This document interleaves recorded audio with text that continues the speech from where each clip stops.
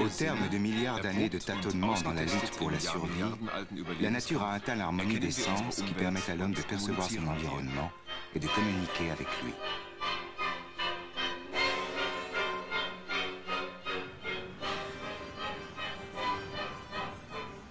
La nature détient des brevets ingénieux en matière d'organes sensoriels. Au cours de l'évolution, elle a trouvé de merveilleuses solutions transposables dans le monde de la technique. La bionique, science nouvelle, cherche à établir avec la nature un dialogue qui puisse servir à l'homme.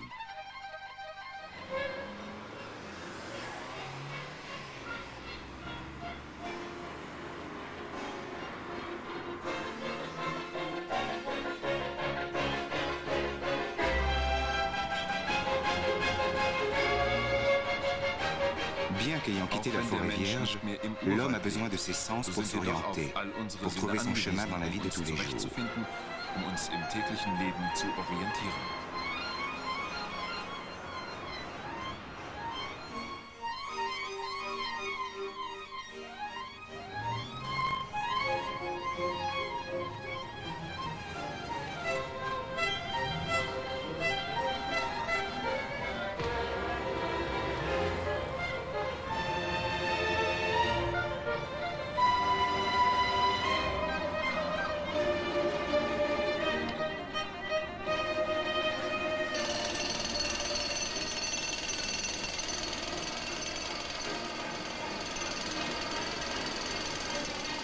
Nous ne prenons conscience de notre dépendance à l'environnement que lorsqu'un de nos sens nous fait défaut.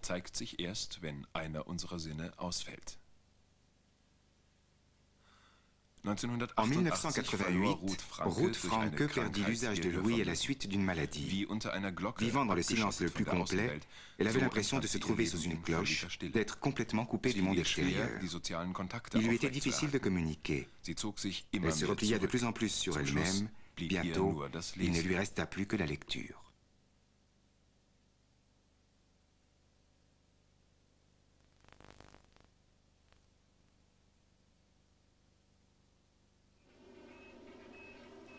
Or, une opération chirurgicale a pu lui rendre l'usage de l'ouïe. Depuis, la technique remplace les structures biologiques détruites. Le limaçon, appelé aussi cochlée, est si minuscule que l'opération a dû se faire au microscope. Dass die Operation nur unter dem Mikroskop erfolgen kann. Cette animation nous montre le processus auditif naturel. Au bout du conduit auditif, les ondes sonores atteignent la membrane du tympan et la font vibrer. Les osselets renforcent ce mouvement à peine perceptible et le transmettent à la cochlée. Les différentes fréquences des ondes sonores font bouger alors les sites sensitifs à différents endroits de la cochlée, déclenchant des impulsions électriques que le nerf cochléaire transmet au cerveau. Si les sites sensitifs deviennent inopérants par suite d'une maladie, le son peut encore être perçu par l'oreille et les nerfs menant au cerveau restent encore fonctionnels, mais le lien entre l'enregistrement mécanique des ondes sonores et leur conversion en signaux électriques n'existe plus. La technique ne pourrait-elle pas rendre l'usage de l'ouïe aux malades?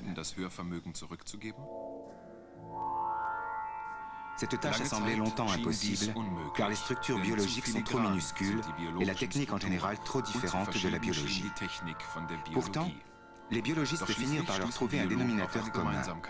Le courant électrique passe aussi bien dans les cellules nerveuses que dans les circuits électroniques. À l'Institut Max Planck de Martinsried, des scientifiques ont réussi à placer une cellule nerveuse abdominale d'une sangsue, facile à manier par sa taille, sur une puce électronique, établissant ainsi la première liaison entre un nerf et une puce.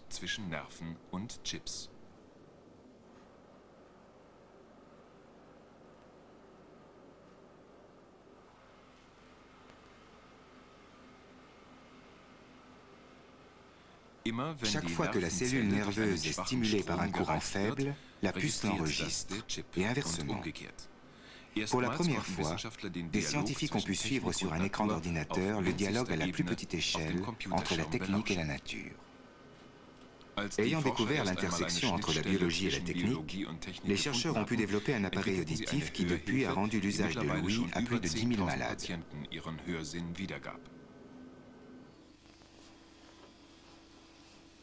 Un microphone reçoit les ondes sonores et les convertit en impulsions électriques. Celles-ci sont transmises à une électrode implantée dans la cochlée, qu'on voit bien ici sur cette radiographie. En contournant les cils sensitifs détruits, les signaux électriques stimulent les nerfs auditifs. Le patient peut à nouveau entendre. Cet enfant est sourd de naissance.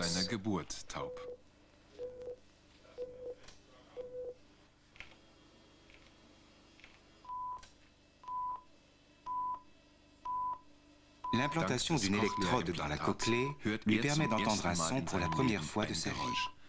Pour sa mère, c'est un instant inoubliable. C'est indescriptible. C'est un vrai miracle. Ça a été vraiment merveilleux de le voir ainsi tressauter. C'est vraiment génial. Wir fahren eventuell in den Urlaub. Eventuell in den Urlaub. Wir fahren vielleicht in den Urlaub. Vielleicht. Gut. Wo ist? Les récepteurs modernes stimulent la cochlée à 16 endroits seulement. On est donc encore loin de l'ouïe naturelle, où chaque mot, chaque son fait vibrer des milliers de cils sensitifs, nous permettant de percevoir les accords et les notes les plus subtiles. Cette technique, encore imparfaite par rapport à la nature, permet pourtant à Madame Franke d'entendre de nouveau. Mais il faut s'entraîner intensivement pour s'adapter à cette nouvelle technique. Als Gehörloser ist man sehr isoliert. Un non-entendant est très isolé. Et il est vrai que je n'ai pas bien entendu après la première opération. Mais j'ai quand même pu briser quelque peu mon isolement. J'entendais différents bruits que je pouvais distinguer.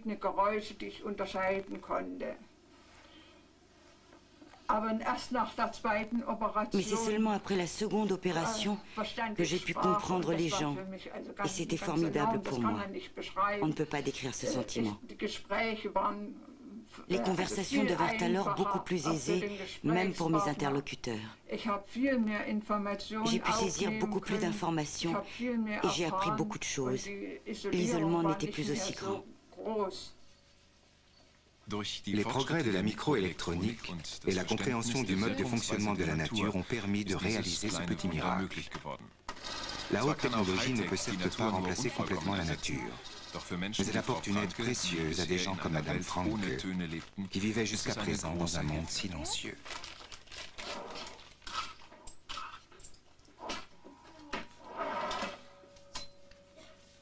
So, bitteschön.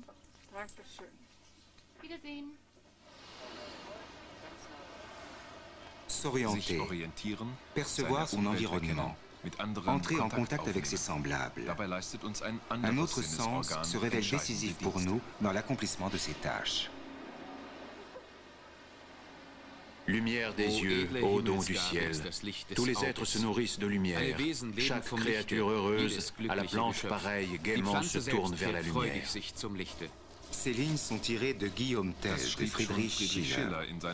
Le monde de l'homme est un monde visuel, puisqu'il perçoit la plupart des événements par la vue.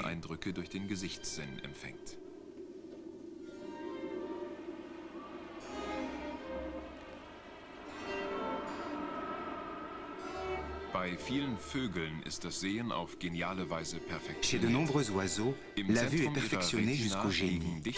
Au centre de leur rétine sont entassées jusqu'à 1 million de cellules visuelles par millimètre carré. Ainsi, la capacité visuelle des rapaces et des vautours est au moins 8 fois supérieure à celle de l'homme. Ils reconnaissent les proies les plus petites de très haut dans le ciel, comme s'ils disposaient d'un téléobjectif, et surveillent en même temps un vaste terrain.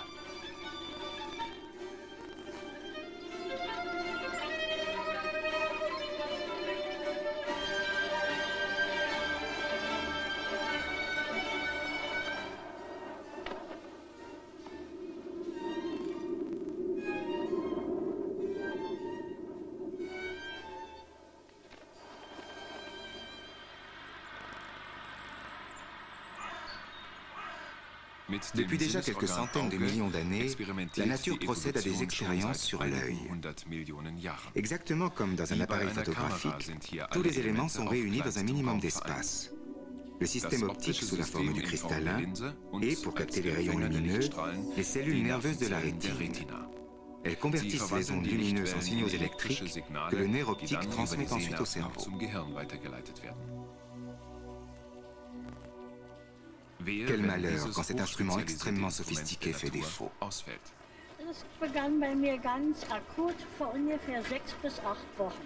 Cela s'est déclenché il y a environ 6 ou 8 semaines. Tout à coup, j'ai vu de petites taches, puis l'œil est devenu sensible à la lumière, et après, une sorte de léger voile très fin s'est formé, qui a fini par obturer complètement mon champ de vision. La rétine de cette femme se décolle lentement. Elle risque de perdre totalement la vue. Une rétine artificielle pourrait la lui faire recouvrer.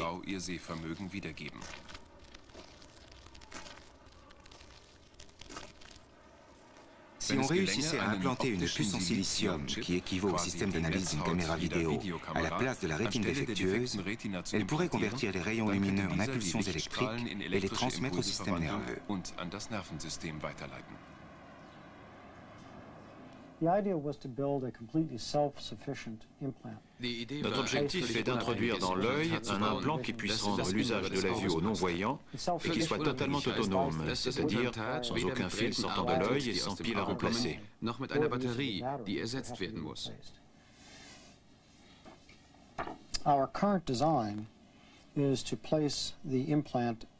Nous voulons placer l'implant à l'arrière de l'œil, sur le tissu nerveux de la rétine,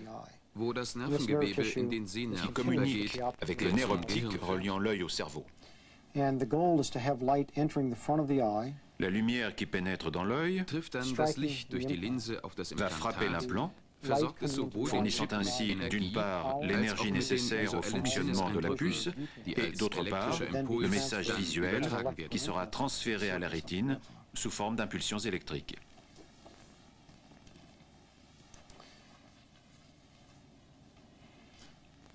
L'implant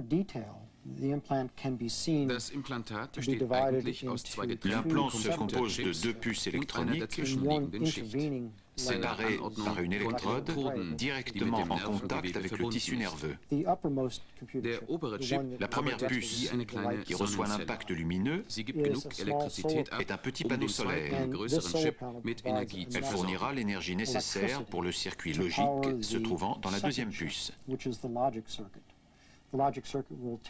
Celle-ci va enregistrer le détail visuel sélectionné par l'œil et le convertir en une série de stimuli électriques que l'électrode va ensuite transmettre à la rétine. La comparaison avec cette minuscule pièce de monnaie nous permet de comprendre à quelle échelle travaillent les scientifiques spécialistes de la vue et de l'ouïe à l'hôpital de Boston.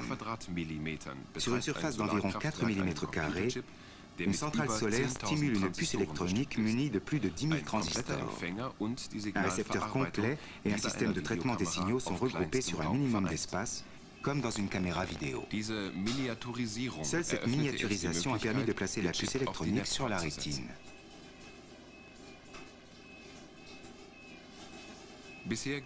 Jusqu'à présent, l'expérience a seulement porté sur des animaux. Sur la table d'opération se trouve, sous anesthésie, un chien aveugle dont la rétine s'est décollée, comme cela arrive aussi chez l'homme.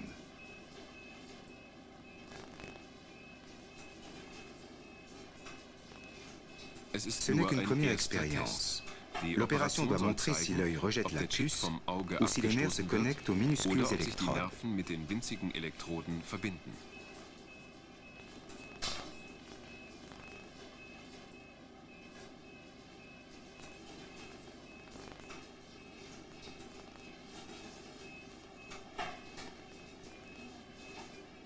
Personne ne sait encore quelles seront un jour les performances de la rétine artificielle, si le patient pourra voir à nouveau et à quel degré de perfection. Mais une chose est certaine, la puce ne travaillera jamais aussi parfaitement que l'œil humain. Nous voudrions permettre à des non-voyants de se déplacer à nouveau dans la rue en sécurité. Ils pourront ainsi contourner les obstacles et éviter les voitures. Pour eux, ce serait là un progrès considérable. Cela prendra sans doute encore quelques années. D'ici là, les aveugles resteront dépendants des yeux des autres.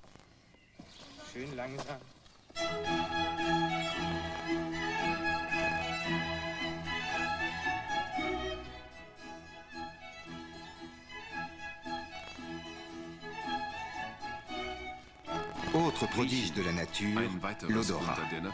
Il permet aux membres d'une communauté animale de se reconnaître et de trouver des partenaires sexuels, de distinguer les aliments avariés de la nourriture comestible. On jalonne son territoire de matières odorantes. Und Reviergrenzen werden durch Duftstoffe abgesteckt. Indépendamment des signaux optiques et acoustiques par lesquels beaucoup d'animaux communiquent, l'odorat leur ouvre un monde dont l'homme est partiellement exclu du fait de son sens olfactif atrophié. Die uns Menschen mit unserem verkümmerten Geruchsvermögen weitgehend verborgen bleibt. Les senseurs olfactifs de certains papillons sont capables de réels exploits. Même à une distance de plus de 10 km, les mâles peuvent reconnaître les effluves sexuels des femelles. De temps en temps, une molécule unique de matière odorante reçue par les antennes, le nez des insectes, déclenche une réaction biochimique.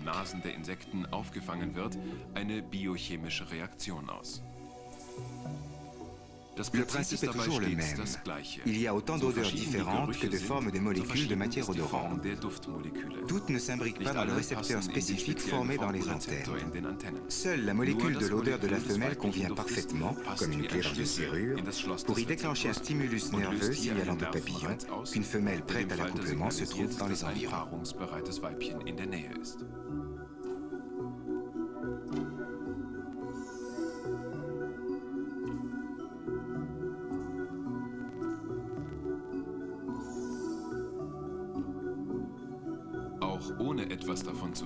Sans pouvoir y participer véritablement, l'homme intervient cependant dans la communication olfactive des insectes.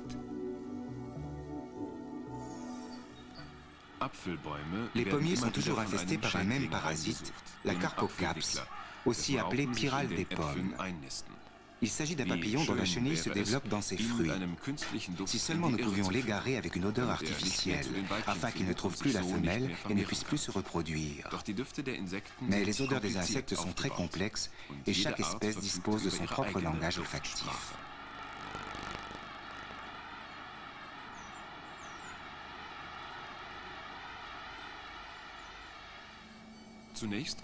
Dans un premier temps, les scientifiques sont arrivés à décrypter le vocabulaire olfactif des fourmis. On prélève des échantillons de leurs minuscules glandes olfactives. Ensuite, un chromatographe pour phase gazeuse en sépare les différents constituants. Molécule par molécule, les chercheurs présentent alors l'odeur à des congénères auxquels elle pourrait être destinée. Un branchement électrique enregistre si l'insecte réagit à l'odeur. Si les aiguilles oscillent, cela signifie qu'il y a réaction entre la clé et la serrure. L'insecte accepte donc cette molécule olfactive.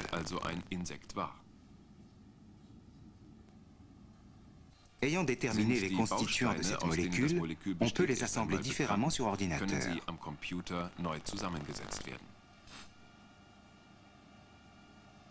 On crée ainsi une odeur artificielle semblable au modèle naturel qui peut être produite en grande quantité en laboratoire. Un test permet de déterminer la qualité de l'odeur artificielle. Sur du papier buvard, on répand une matière olfactive synthétique, une piste de fourmis artificielle qui doit montrer aux animaux le chemin à suivre. Ce sont des phéromones avec lesquels les fourmis marquent leur itinéraire. Les fourmis suivent la trace comme si elles se trouvaient sur des rails invisibles. Elles ne remarquent pas la supercherie.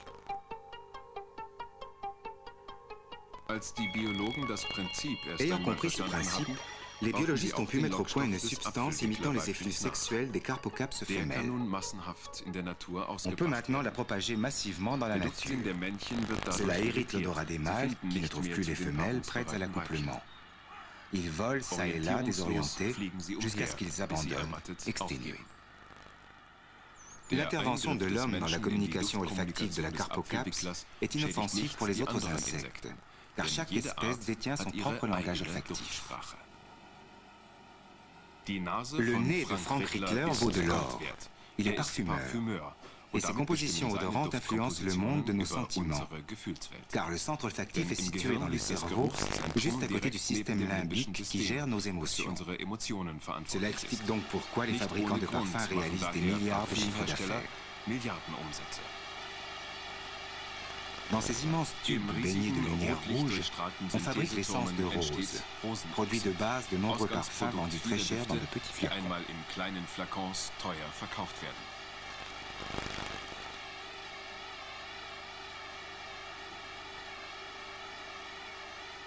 Pour Frank Rittler, mélanger de nouvelles senteurs n'est pas un jeu, mais un art à part entière, comparable à la composition musicale. Avec quelques dispositions, beaucoup d'entraînement et de l'expérience, un parfumeur peut différencier plusieurs centaines d'odeurs, distinguer un arôme parmi une composition et créer ainsi de nouvelles symphonies odorantes.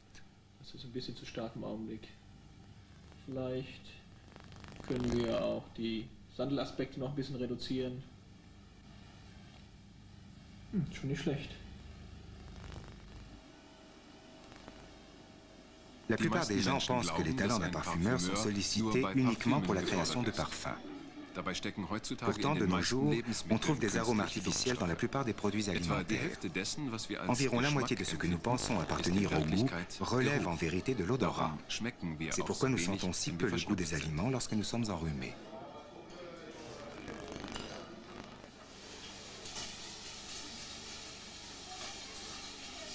Pour duper notre palais, il faut donc parfumer la plupart des produits que nous trouvons en supermarché. Grâce aux arômes élaborés en laboratoire, le ketchup a le goût de la tomate, les cornflakes celui des céréales et le yaourt celui de la fraise.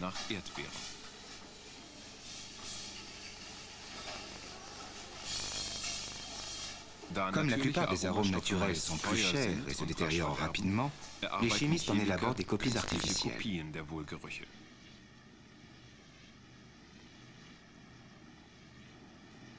Ces imitations ne sont pas faciles à reconnaître. Elles sont même souvent plus odorantes et plus appétissantes que leurs modèles.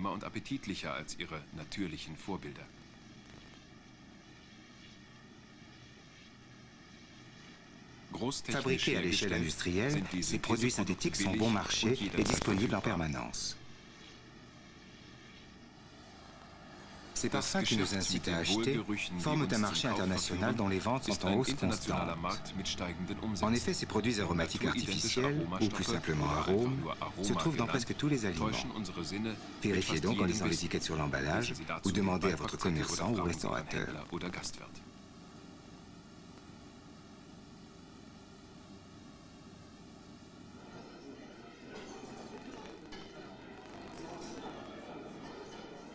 Mais nos sens ne sont pas tournés seulement vers l'extérieur, vers notre environnement.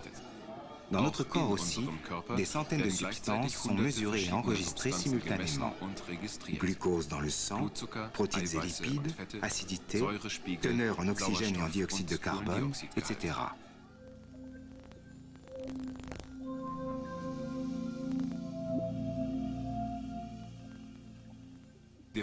C'est le même principe que pour l'odorat. Ici aussi, un récepteur identifie les molécules correspondantes par une réaction clé-serrure. Ce processus se déroule en permanence à notre insu. Notre corps dispose pour cela de récepteurs miniatures que la technique ne saurait reproduire. Mais l'homme n'est pas forcé de tout réinventer. Il exploite avec ingéniosité les inventions de la nature dans le domaine de la technique. Les biosenseurs sont des senseurs à la fois techniques et biologiques. La technique permet de goûter et de sentir par l'intermédiaire des molécules biologiques. Prenons l'exemple de la mesure du taux de glucose dans le sang. Un biorécepteur est placé sur une micropuce. Si au cours d'une réaction clé-serrure, la biomolécule reconnaît une molécule de sucre parmi les nombreuses substances contenues dans le sang, 2 électrons sont libérés. La suite n'est que pure électronique. Les électrons produisent un signal électrique qui est transmis, amplifié et enfin transcrit sur un instrument de mesure. Le professeur Frieder Scheller est à l'origine de l'élaboration du premier senseur à glucose. Au salon de 1987, notre analyseur qui détermine le taux de glucose dans le sang à l'aide d'un biosenseur a reçu la médaille d'or et une mention pour le concept.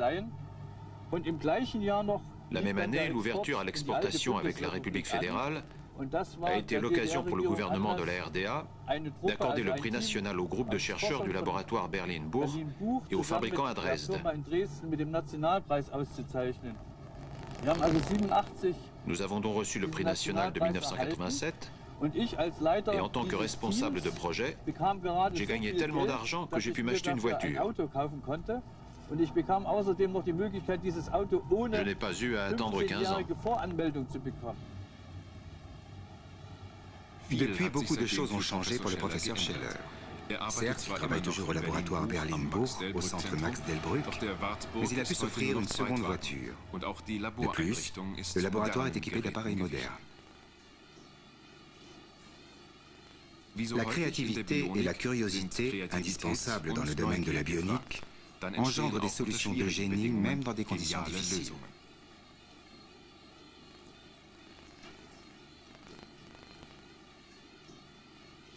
Sur l'étagère se trouve toujours la vieille boîte rouge, le premier biosenseur du professeur Scheller. Le principe est toujours le même. On prélève une goutte de sang qu'une pipette extra fine fait couler le long du biosenseur dans un appareil de mesure.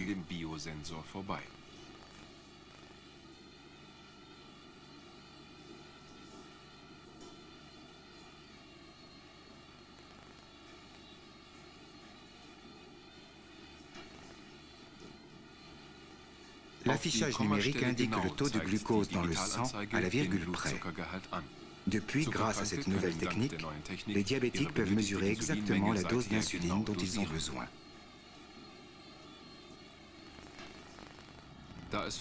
Des senseurs biologiques existant pour presque toutes les substances naturelles, les scientifiques peuvent par exemple contrôler les eaux usées, tester la fraîcheur des aliments ou tester la présence de pesticides et d'engrais dans l'eau potable.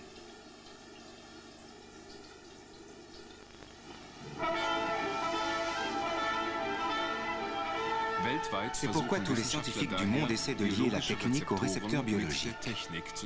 À Hawaï, où les gens ont toujours vécu très près de la nature, le professeur Gary Rechnitz et son équipe travaillent sur des enzymes qu'ils utilisent comme des biosenseurs.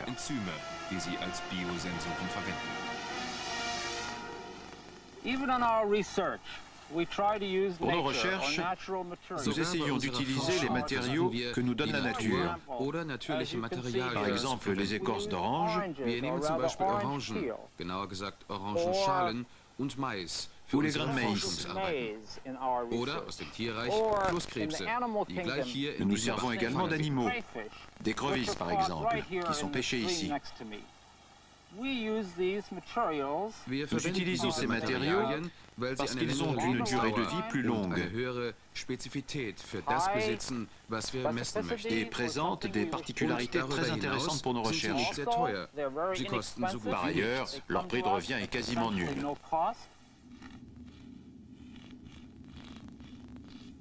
Le génie du procédé n'a d'égal que sa simplicité.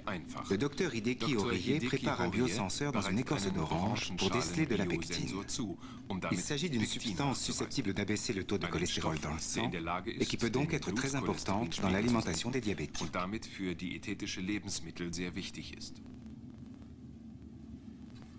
On fixe une fine lamelle d'écorce d'orange sur un senseur qui contient de la poudre de graphite, de l'huile et de l'oxydase d'alcool. En plusieurs étapes, l'enzyme pectinestérase contenue dans l'écorce oxyde l'eau en eau oxygénée qu'on peut déceler électrochimiquement.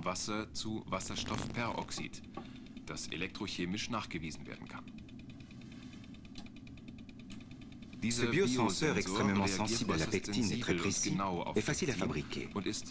On peut donc déterminer aisément et à coût réduit le taux de pectine contenu par exemple dans de la confiture ou du jus de fruits.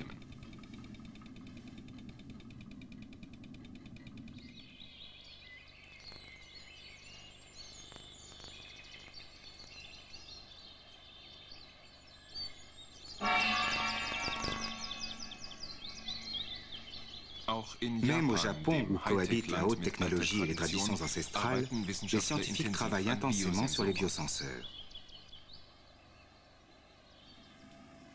Cette douzaine de biosenseurs ne détermine pas seulement le taux d'alcool contenu dans le vin. Certains peuvent aussi faire la distinction entre du Bordeaux et du Beaujolais. L'inconvénient des biosenseurs actuels est de taille. La durée de vie de la molécule biologique est limitée, comme pour toute matière organique. Mais le professeur Isao Karube espère disposer bientôt de cellules immortelles. La biomolécule a pour rôle d'identifier les composés chimiques. Nous nous servons de ces biomolécules, ces micro-organismes vivants, comme éléments de reconnaissance à l'intérieur du biosenseur. Dans un futur proche, nous espérons pouvoir utiliser des cellules artificielles capables de reconnaître les composés chimiques toxiques. De telles cellules seraient quasiment inaltérables et le biosenseur pratiquement inusable.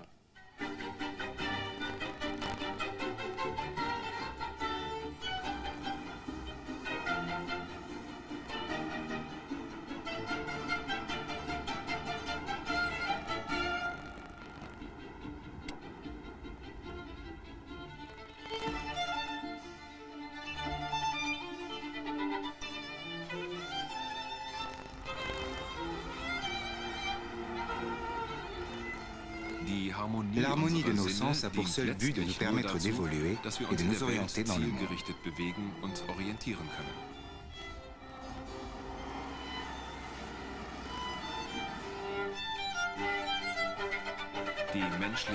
Aucun instrument artificiel ne pourrait travailler avec plus de précision que la main humaine. L'unité entre les organes sensoriels et le mouvement atteint ici la perfection. Dans notre peau, des centaines de récepteurs par centimètre carré nous informent de la nature des éléments que nous touchons, distinguant avec exactitude les surfaces rugueuses, moelleuses ou anguleuses. Un pôle sensoriel logé dans les articulations permet de percevoir la position des doigts. La main devient ainsi un instrument universel, aussi bien pour un travail rapide et précis sur un clavier d'ordinateur que pour un travail de force.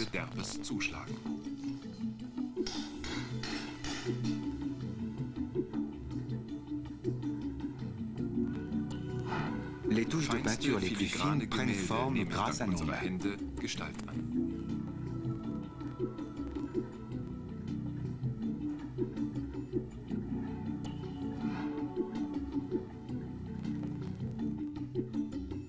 Si seulement on pouvait adapter ces fantastiques et multiples capacités sur un robot.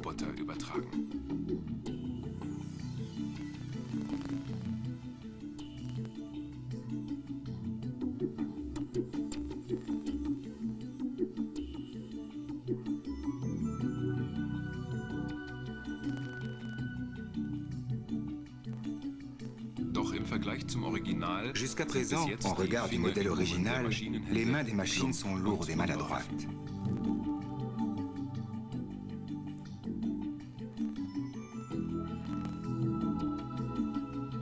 Pourtant, une main artificielle pourvue du sens tactile pourrait nous éviter de nombreuses manipulations.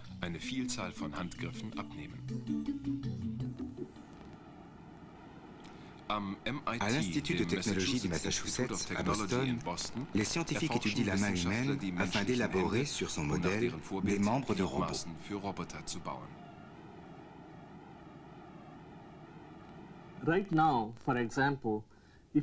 Aujourd'hui encore, un enfant de 2 ans est plus adroit de ses mains que les robots actuels. La nature est merveilleuse, car elle a su créer toute une gamme de senseurs si minuscules que même notre technologie moderne n'a pu les reproduire. On peut considérer l'homme comme le robot idéal. Donc, en étudiant le mode de transmission des ordres du cerveau à la main,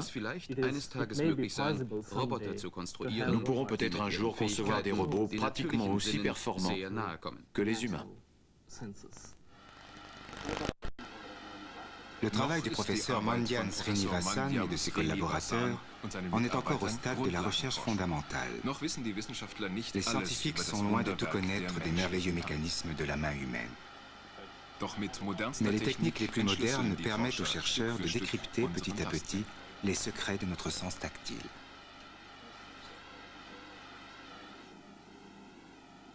Le bout du doigt est l'une des zones les plus sensibles du corps humain. Logés dans la peau, plusieurs centaines de récepteurs mécaniques par centimètre carré nous informent de la profondeur et de la vitesse d'empreinte d'un objet et de ses moindres vibrations. Des récepteurs de chaleur et de température nous livrent encore d'autres informations. Tous ces récepteurs déterminent notre perception tactile de la surface d'un objet.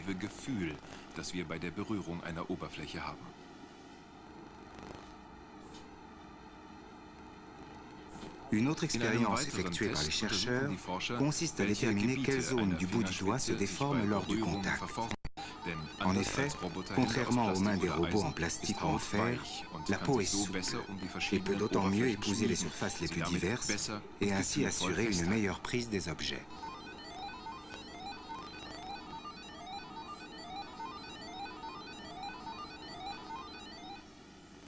Une application concrète de leur recherche existe déjà. Avec ce stylo qui semble s'agiter dans le vide, on peut faire bouger des balles sur un écran. Plus la balle est grosse, plus le stylo offre de résistance. On procure ainsi à l'utilisateur la sensation de taille et de poids de ces balles imaginaires. Ce qui ressemble à un jeu vidéo est en réalité un exercice destiné aux neurochirurgiens. Aujourd'hui, en effet, grâce à la tomographie par ordinateur, le médecin peut placer l'aiguille à injection pour combattre, par exemple, une tumeur. La machine lui donne également la perception tactile de l'épaisseur et de la résistance des méninges. L'ordinateur procure ainsi pour la première fois la sensation de résistance d'éléments biologiques.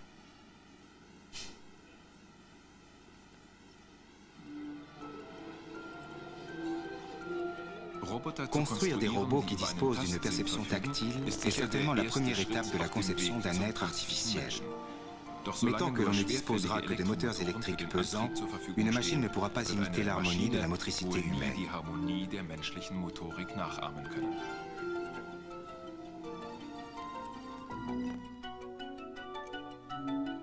Seules des contractions musculaires imperceptibles permettent de réaliser des mouvements naturels et harmonieux.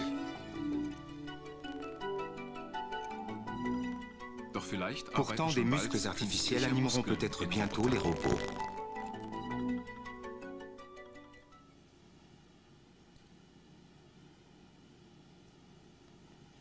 Il existe déjà un prototype.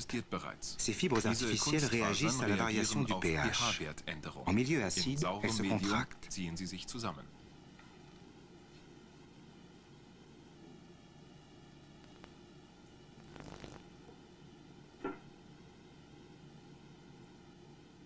Mais le processus inverse fonctionne aussi. De retour dans une solution basique, ces fibres retrouvent leur taille d'origine.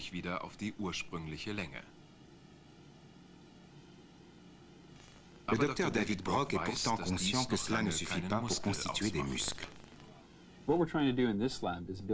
Dans ce laboratoire, nous essayons de créer un muscle artificiel. Nous sommes partis de ce gène, c'est-à-dire un fluide polymère qui se dilate et se contracte. À partir de ce matériau, nous tentons de fabriquer un muscle. Dans le même ordre d'idée, l'essence se dilate dans un moteur, mais ce n'est pas parce que vous avez le carburant que vous avez le moteur.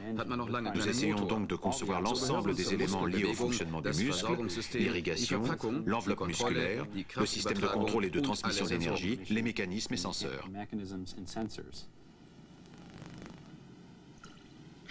Il existe déjà un premier mécanisme qui permet d'assembler plusieurs fibres en faisceaux, comme chez l'homme. Cela augmente la puissance du muscle artificiel. Die Kraft, die der künstliche Muskel zu leisten vermag, vergrößert sich dadurch.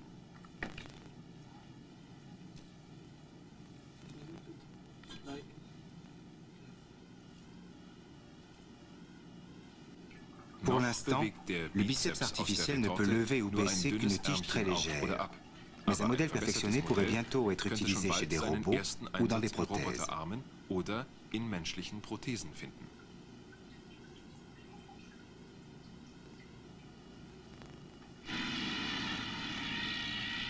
Un produit de substitution serait particulièrement intéressant pour l'armée, le sang. En effet, il est difficile de s'approvisionner en sang en temps de guerre.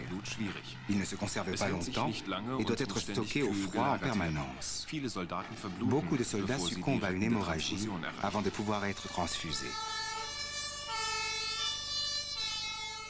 Et en cas d'accident multiple, les réserves de sang des divers groupes sanguins sont insuffisantes. Ne serait-ce pas merveilleux s'il existait un sang instantané, aussi simple à préparer que du café soluble?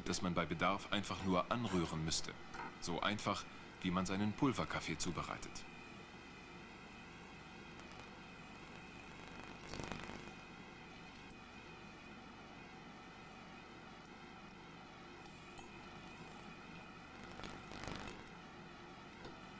Au laboratoire naval de recherche de l'armée des États-Unis, près de Washington, le docteur Alan Rudolph essaie de trouver la recette.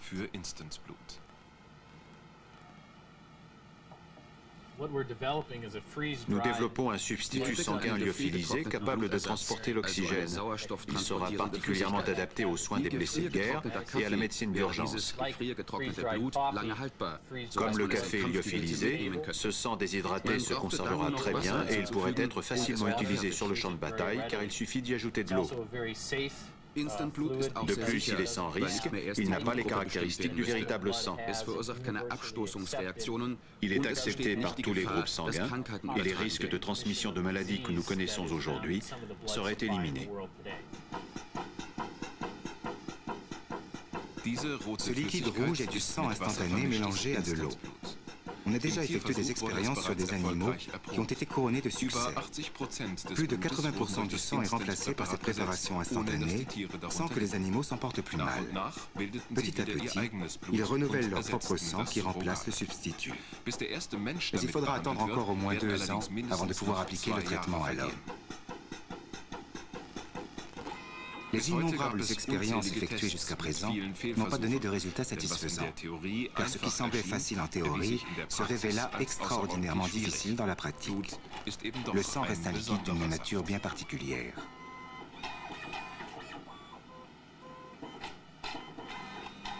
Pourtant, on a fini par trouver une matière qui fixe l'oxygène et le restitue aux cellules, comme le sang. C'est en effet le problème essentiel quand quelqu'un perd beaucoup de sang.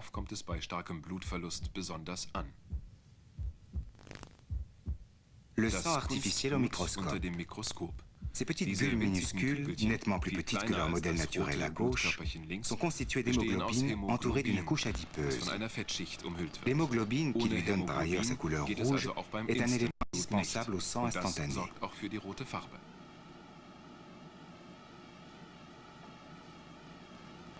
La préparation est extrêmement simple. C'est à la portée de tout le monde. Quelques grains dans un verre, un peu d'eau distillée, et le breuvage de la vie est prêt.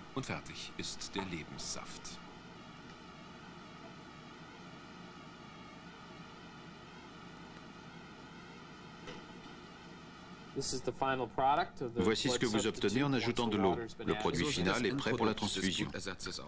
Nous avons ici un échantillon de produit lyophilisé datant de juillet 90. Ce substitut est très stable et, comme le café lyophilisé, prêt à l'emploi après addition d'eau. Ici, nous avons un liquide plus concentré. Dans 1 an ou 2, nous procéderons au premier test sur l'homme. Ce produit est très stable et très facile d'emploi sur un champ de bataille. Mais à l'avenir, ce sang artificiel pourra aussi servir en dehors des champs de bataille pour réduire les nombreux risques encourus lors des transfusions sanguines.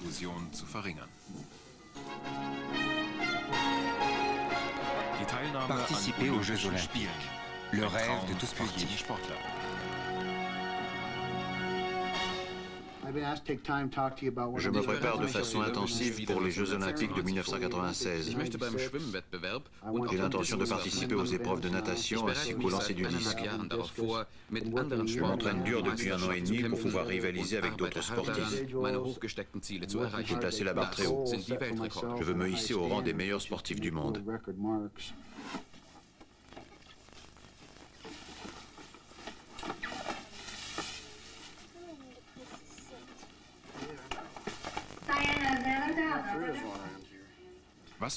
Quel est le point commun entre un sportif qui veut participer aux Jeux Olympiques dans deux disciplines radicalement différentes, une petite fille qui achète de nouveaux patins à roulettes et ces deux hommes qui jouent au golf?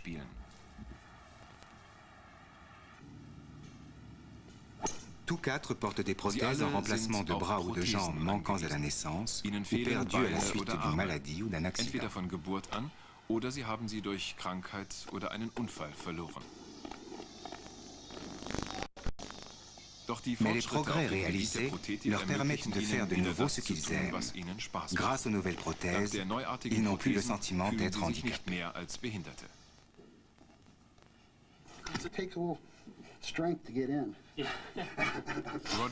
Roger Charter est le premier homme qui a pu remarcher avec deux prothèses. Une meilleure compréhension du mode de fonctionnement du corps humain et de nouveaux matériaux légers élaborés conformément au modèle naturel lui permettent à présent de s'entraîner intensivement pour les prochaines handisports, les Jeux Olympiques pour handicapés.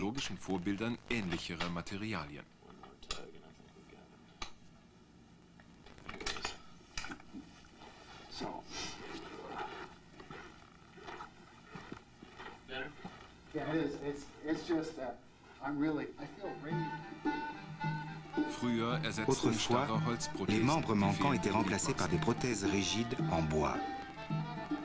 Au XXe siècle seulement, les médecins ont mis au point des articulations artificielles qui, pour la première fois, permettaient aux patients de marcher sans boiter. Les prothèses actuelles s'inspirent largement du modèle original, par leur forme, leur couleur et leur fonction.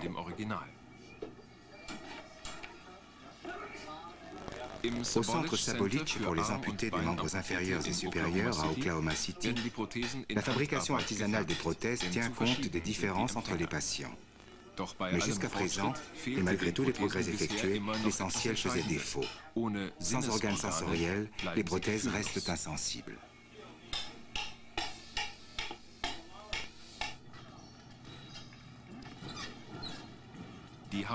L'harmonie du mouvement repose sur des centaines de senseurs situés dans les membres qui donnent des informations sur la pression exercée, la position des articulations et la tension des muscles.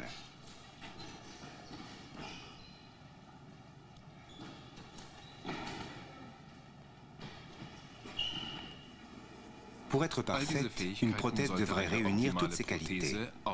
C'est pourquoi aujourd'hui, on place des senseurs au bout des doigts artificiels et sous la plante des pieds. Pour la première fois, les patients peuvent ainsi de nouveau sentir leurs pieds sur le sol et leurs mains saisir des choses.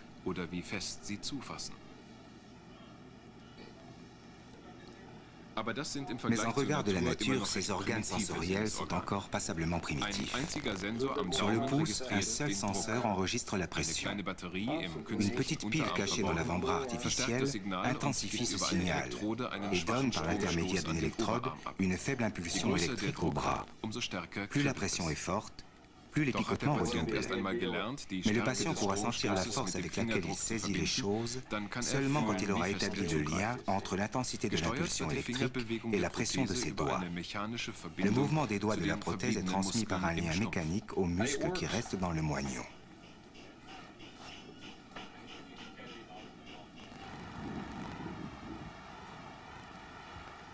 Les résultats sont certes spectaculaires, mais aucun scientifique pense sérieusement que les prothèses travailleront un jour aussi parfaitement que la nature. Même la meilleure prothèse ne peut être qu'un ersatz insatisfaisant.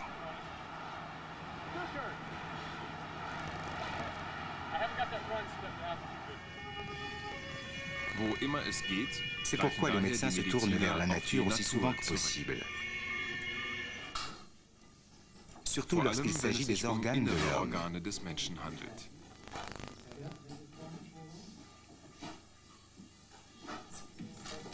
Aujourd'hui pourtant, les malades qui ont besoin d'un organe se trouvent sur une longue liste d'attente, car les dons sont limités. Beaucoup ne survivent pas à l'attente d'un cœur ou d'un rein nouveau. Il est vrai qu'il existe des reins, des cœurs et des poumons artificiels, mais aucune machine n'égale la perfection de la nature. Les médecins seraient ravis de pouvoir recourir aux organes des animaux, mais le système immunitaire de l'homme reconnaît les organes étrangers et les rejette.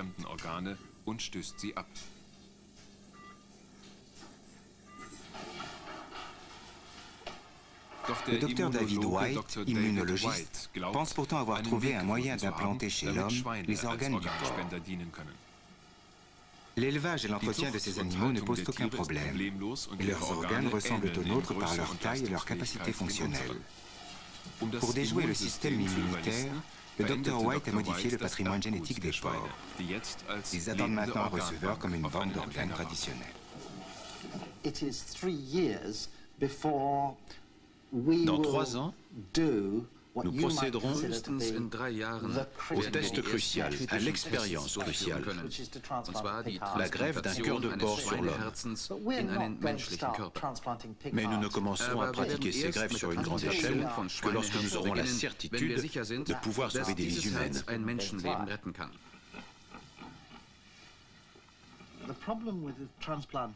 Lors de la greffe, un problème majeur se pose.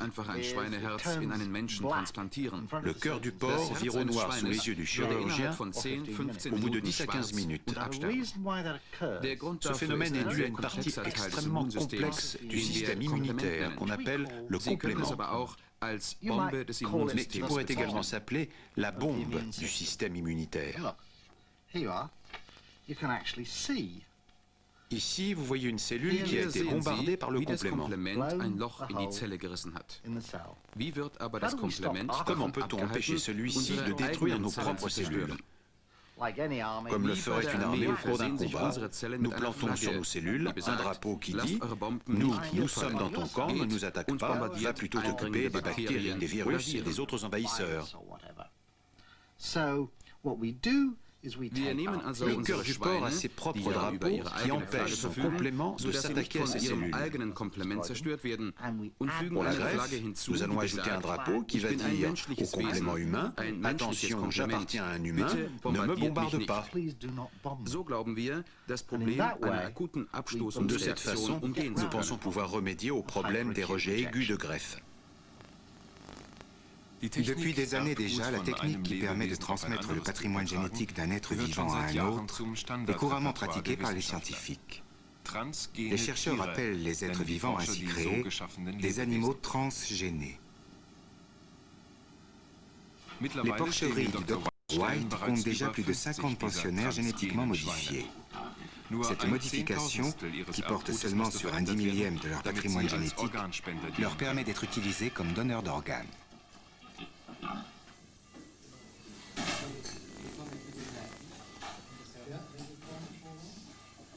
Quelques scientifiques craignent pourtant que ces manipulations génétiques donnent lieu à des abus, même si elles peuvent venir en aide à de nombreux patients.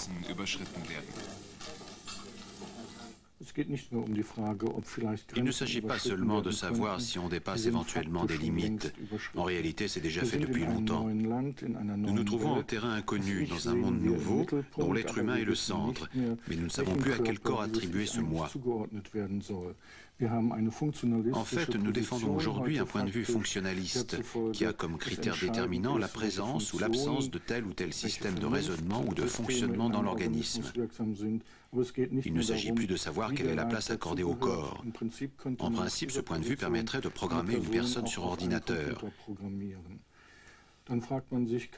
Puis on se demande si l'éthique peut freiner cette évolution, mais elle-même accepte que la notion de corps ne soit pas essentielle.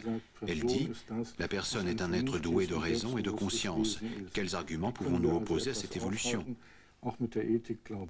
Sûrement pas ceux de l'éthique, à moins que nous adoptions culturellement une autre attitude vis-à-vis de la mort et du corps. À coup sûr, certains scientifiques se prennent pour Dieu, notamment quand ils partent de l'hypothèse d'une utilisation sans restriction des manipulations génétiques chez l'homme ou chez les autres êtres vivants, et considèrent que résolument tout est possible et modifiable.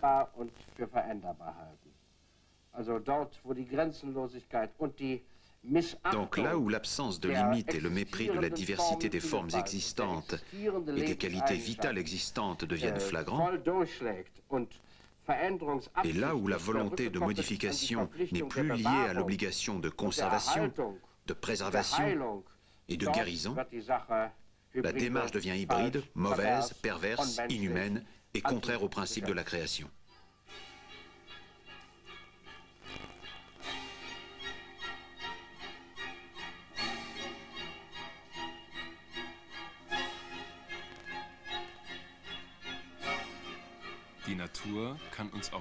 La nature peut nous servir de modèle dans de nombreux domaines, mais elle ne nous dégage pas de notre responsabilité envers ces créatures.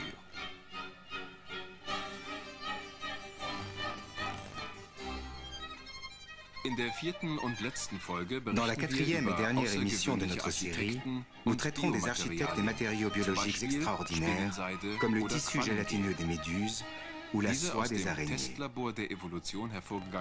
Ces matériaux issus du laboratoire de l'évolution de la nature sont plus durs que l'acier, plus élastiques que les fibres synthétiques et en même temps complètement recyclables. Des inventions de la nature qui remontent à des millions d'années et dont l'homme profite aujourd'hui.